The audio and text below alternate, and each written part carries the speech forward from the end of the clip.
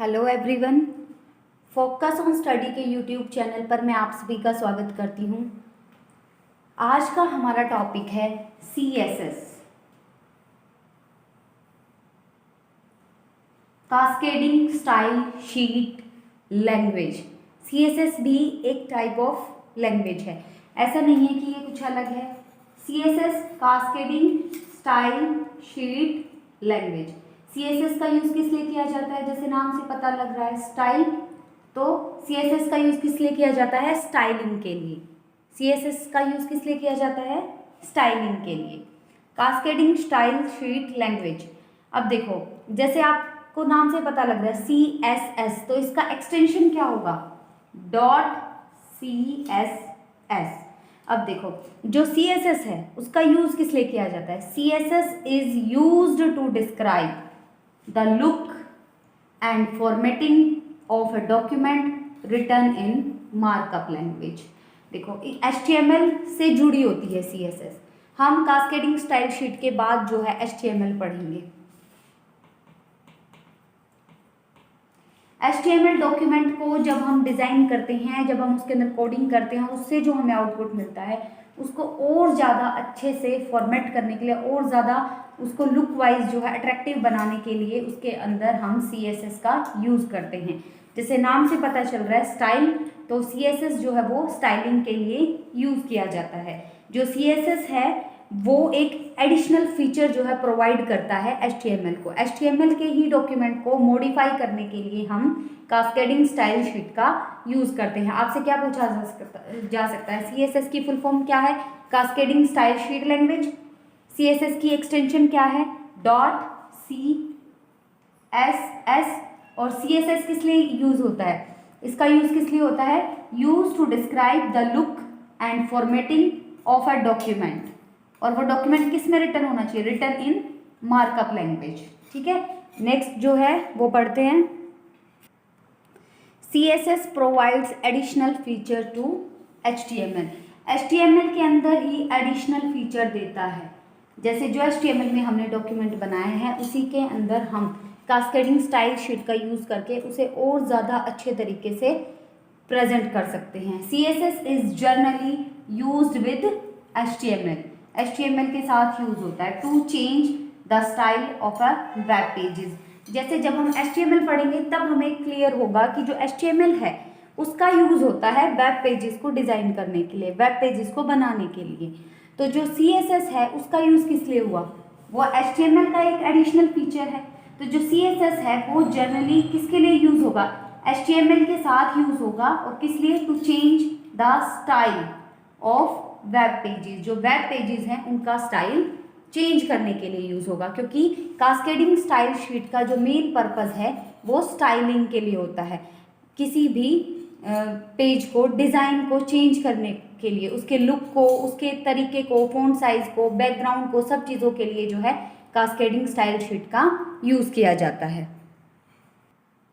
हाँ जी, जो नेक्स्ट है आपका वाई यूज़ CSS। जो हमारा काम HTML से भी हो जाता है तो फिर हम उसके अंदर CSS का यूज़ क्यों करते हैं? तो उसको यूज़ करने के लिए हमारे पास रीज़न क्या है?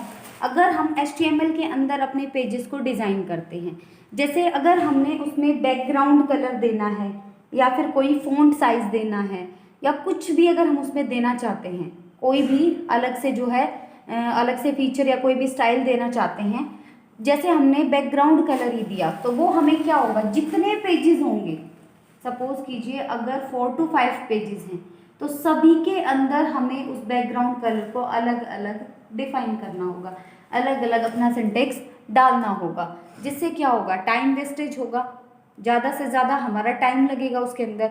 और जब हमारे पास कोई बड़ी वेबसाइट होती है, उसे डिज़ाइन करना होता है, तो उसके लिए हमें बहुत सारे पेजेस बनाने होंगे। और हर एक पेज पर अगर हम सेम कलर, डिज़ाइन, सब चीज़ों को डालेंगे तो उससे क्या होगा? बहुत सारा टाइम वेस्ट होगा। तो वो क्या करेगा? टू सेव टाइम और सेकंड बड़ी प्रॉब्लम्स को सॉल्व करने के लिए, क्योंकि अगर हमें बड़ी वेबसाइट बनानी है तो सेम कंटेंट को बार बार लिखने से हमारी प्रॉब्लम जो है काफ़ी बड़ी हो जाती है। तो उसको हम CSS का यूज़ करके एक ही जगह डिक्लेयर कर सकते हैं, इसलिए हम CSS का यूज़ करते हैं। नेक्स्ट क्या है? Provide more attribute. जैसे अगर हम HTML जब यूज़ करते हैं हमारे पास कम फीचर्स होते हैं। जैसे अगर हमने मान लो बैकग्राउंड कलर ही दिया तो HTML के अंदर सपोज कीजिए आप मान लीजिए कि अगर उसके अंदर 5 टाइप ऑफ कलर है तो हमारे जो कास्केडिंग स्टाइल शीट है उसके अंदर बहुत सारे एट्रीब्यूट्स है, बहुत सारी चीज़ें हैं जो हम अलग अलग तरीके से डिक्लेयर कर सकते हैं, डिफाइन कर सकते हैं, जिससे हमारी वेबसाइट या कोई भी वेब पेज बहुत ज़्यादा अट्रैक्टिव होगा। इसीलिए हम कास्केडिंग स्टाइल शीट का यूज़ करते हैं। अब हम नेक्स्ट पढ़ेंगे CSS लेटेस्ट वर्जन। हम कास्केडिंग स्टाइल शीट का कौन सा लेटेस्ट वर्जन जो है वो यूज़ कर रहे हैं, वो कौन सा कर रहे हैं, CSS 3 कर रहे हैं। और CSS 3 कब आया था, 1999 के अंदर। जो फर्स्ट वर्जन आया था वो क्या आया था, CSS 1, और वो कब आया था, 1996 में। आपको सिर्फ लेटेस्ट और फर्स्ट पता होना चाहिए, अदरवाइज CSS सेकंड भी आया है, वो आया है 1998 के अंदर।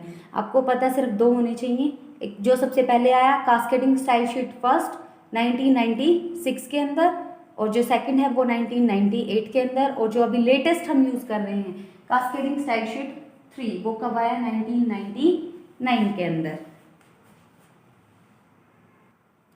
नेक्स्ट जो है हमारा वो है कास्केडिंग स्टाइल शीट सिंटेक्स, जो काफ़ी इंपॉर्टेंट है। हर एक लैंग्वेज का आपको सिंटेक्स जो है पता होना चाहिए ताकि आप उसको देखकर पता कर सकें कि ये किस लैंग्वेज का सिंटेक्स है।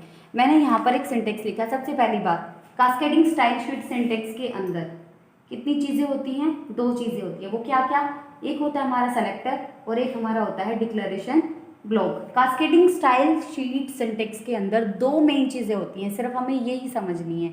एक क्या होता है, सेलेक्टर होता है, और एक क्या होता है, डिक्लेरेशन ब्लॉक होता है। अब देखो, अब यहाँ से पता लग रहा है H1 कर्ली ब्रेसेस और अंदर कुछ लिखा हुआ है, फिर कर्ली ब्रेसेस बंद है।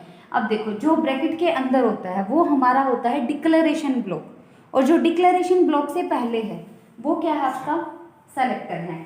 अब देखो, सेलेक्टर के अंदर सबसे पहले जैसे मैंने लिखा H1 मतलब हेडिंग 1, तो हेडिंग 1 क्या है, वो हमारा सेलेक्टर है।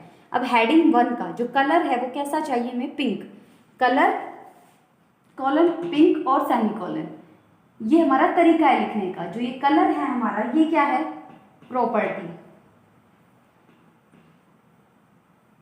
प्रॉपर्टी, ठीक है। अब ये कैसी प्रॉपर्टी है, ये प्रॉपर्टी 1 है, ये प्रॉपर्टी 1 है। कलर जो है वो प्रॉपर्टी 1 है। ऐसे ही फॉन्ट साइज जब आया वो क्या है, प्रॉपर्टी 2 है, क्योंकि जो कलर है वो एक प्रॉपर्टी को डिक्लेयर कर। कैसी प्रॉपर्टी, अब इन्होंने कलर बोला, कैसा, पिंक, तो जो पिंक है ये क्या है, आपकी वैल्यू, ठीक है। अब उसके बाद क्या लगाया है, सेमी कॉलन, फिर ऐसे ही यहाँ पर क्या दिया है, फॉन्ट साइज कितना, 11 पिक्सल। ऐसे आप कितनी भी प्रॉपर्टीज यहाँ पर डाल सकते हैं, जितनी भी प्रॉपर्टीज आप देना चाहें उनकी वैल्यूज के साथ। ऐसे ही ज़रूरी नहीं है कि आप सिर्फ प्रॉपर्टी ही कितनी भी डाल सकते हैं। अगर हम सेलेक्टर जितने भी डालना चाहें हम सेलेक्टर भी डाल सकते हैं। हमने यहाँ पर H1 क्या लिया है, एक ही सेलेक्टर लिया है, एक ही सेलेक्ट। ऐसे ही हम इसके अंदर जैसे एक प्रॉपर्टी दी है, 2 प्रॉपर्टी, 3 प्रॉपर्टी, कितनी भी प्रॉपर्टी जो है डिक्लेरेशन ब्लॉक के अंदर डाल सकते हैं। ऐसे ही ज़रूरी नहीं है कि हम सेलेक्टर सिर्फ एक ही ले सकते हैं, कि जैसे सिर्फ ये हेडिंग 1 पर ये प्रॉपर्टी अप्लाई होनी चाहिए। हम सेलेक्टर्स भी और ज़्यादा ले सकते हैं। यहाँ पर ये जो है H1 ये किसके लिए है, हेडिंग के लिए, ये किसके लिए है, हेडिंग के लिए, फर्स्ट हेडिंग के लिए।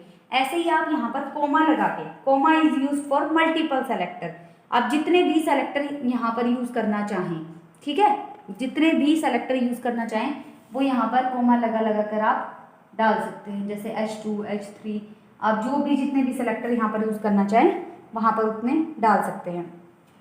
अब देखो, हमने जैसे कलर यहाँ पर लिया है पिंक, आप कोई भी वैल्यू अलग डाल सकते हैं, येलो, ब्राउन।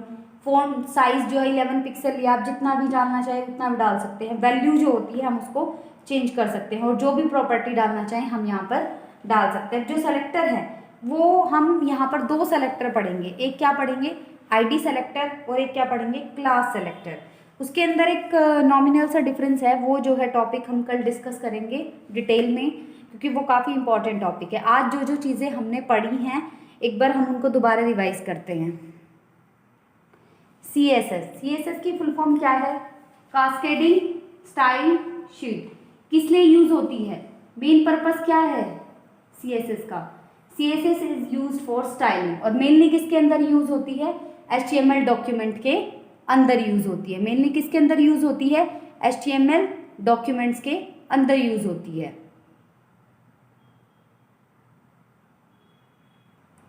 किसके अंदर यूज़ होती है? HTML डॉक्यूमेंट के अंदर, वेब पेजेस को डिज़ाइन करने के लिए, अच्छी फॉर्मेटिंग के लिए। ठीक है, अब CSS की फुल फॉर्म पता लग गई। अब उसके बाद उसकी एक्सटेंशन .css। ठीक है, हम कौन सा वर्जन यूज़ कर रहे हैं? CSS 3 जो है यूज़ कर रहे हैं। और फर्स्ट वर्जन कौन सा था? CSS 1। और CSS 3 कब आया था? ठीक है, और हमने इसके अंदर क्या पढ़ा? सिंटेक्स। सिंटेक्स में क्या क्या होते हैं? एक हमारे पास होता है सेलेक्टर और एक क्या होता है? Declaration block. एक होता है सेलेक्टर और एक होता है डिक्लेरेशन ब्लॉक। यहाँ के बाद जो है नेक्स्ट टॉपिक हम कल से शुरू करेंगे। सेलेक्टर के अंदर आईडी सेलेक्टर, क्लास सेलेक्टर, उसका सिंटेक्स, उसके अंदर क्या डिफरेंसेस है, आगे हम कल कंटिन्यू करेंगे। Thank you.